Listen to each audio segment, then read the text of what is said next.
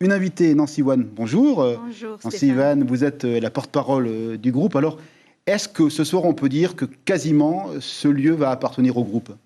Donc, je confirme que ma famille a acheté le terrain au Tchèque arabe.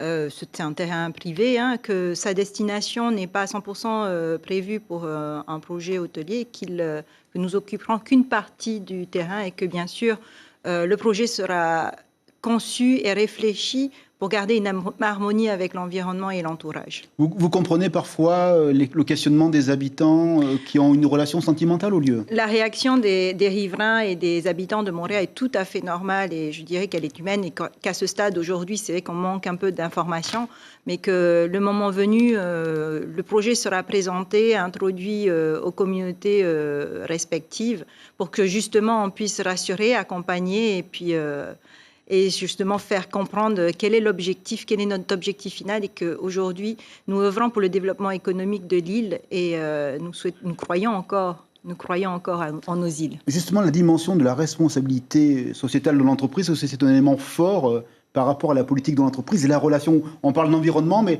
la dimension humaine est aussi importante parce que c'est un écosystème avec des populations. Oui, aujourd'hui, mon père, il a toujours réfléchi dans ses projets à veiller à ce que justement il y ait une harmonie entre l'aspect économique, l'aspect humain, donc création d'emplois économiques, on développe l'économie du pays et surtout aussi l'aspect environnemental et de veiller à ce que ces trois dimensions soient respectées dans la réflexion d'un projet.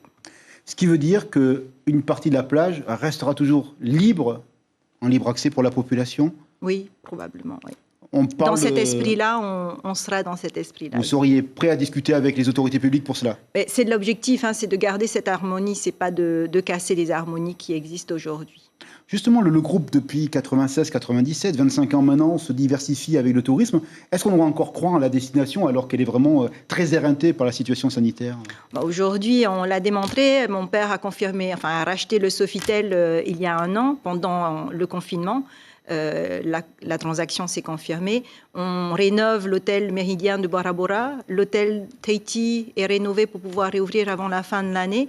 Aujourd'hui, oui, nous croyons à la destination, nous croyons au développement économique de notre île. Et ce projet va s'inscrire en continuité avec le Sofitel qui est aujourd'hui propriété du groupe ? Exactement, oui.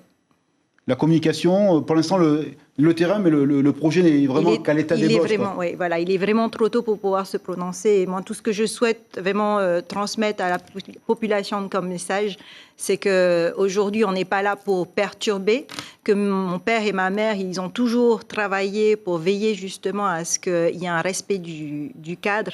Et Montréal a un cadre unique. Et ce cadre unique, il sera respecté.